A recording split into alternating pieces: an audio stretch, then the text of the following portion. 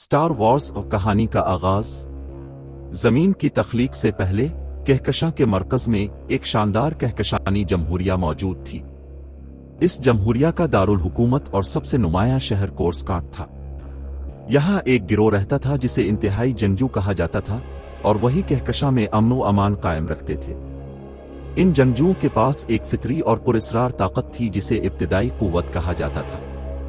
यही ताकत इन जंगजुओं और सीसी जंगजुओं की मंजिल थी और यही तसव्वुर पूरी स्टार वॉर्स सीरीज की बुनियाद है।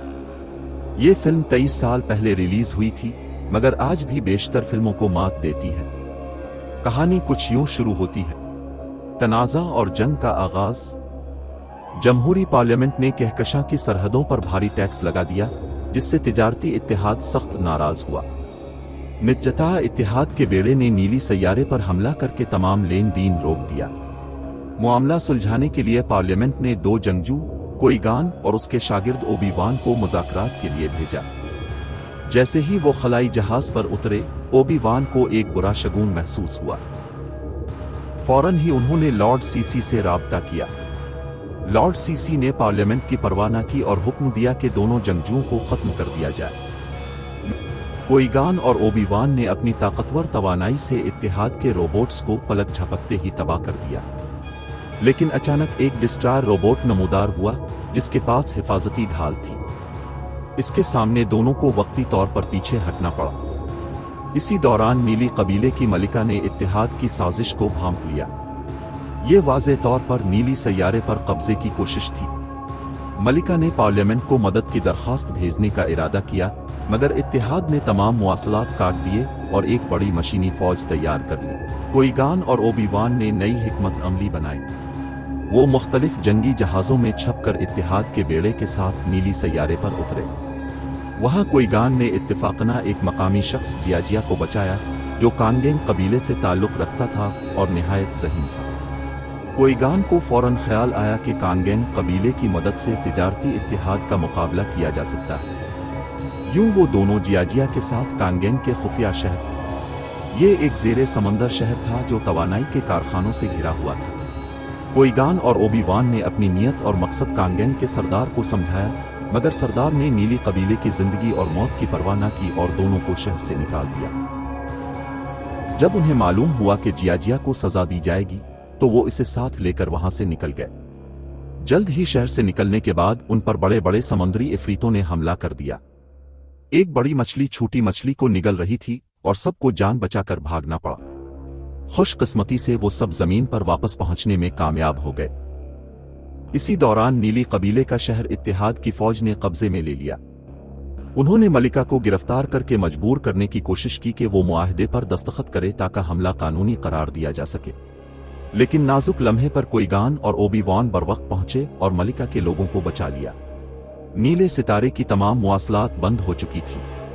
कोईगान ने फैसला किया कि मलिका को जमहूरिया के दारुल हुकूमत कोर्सकांट ले जाना चाहिए। दोनों ने हैंगर में मौजूद फौजी दस्ते को शिकस्त दी और फिर मलिका के जहाज पर सवार होकर सैयारा छोड़ दिया।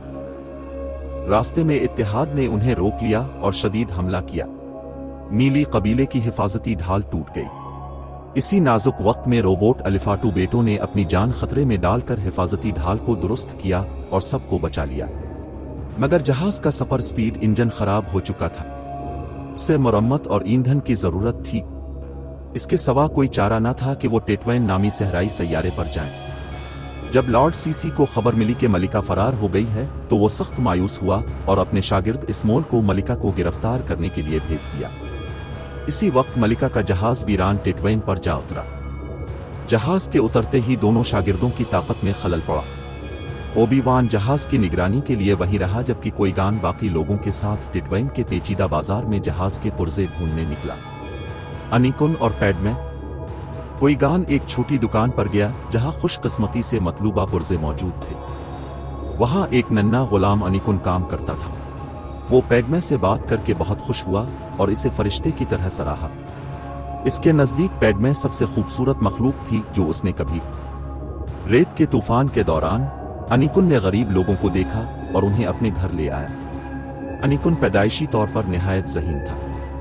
कम उम्री में ही वो रोबोट्स बना सकता था। खाने के दौरान उसे मालूम हुआ कि मेहमानों के पास जहाज के पुर्जे खरीदने के लिए पैसे नहीं हैं। अचानक अनिकुन के जहन में एक ख्याल आया।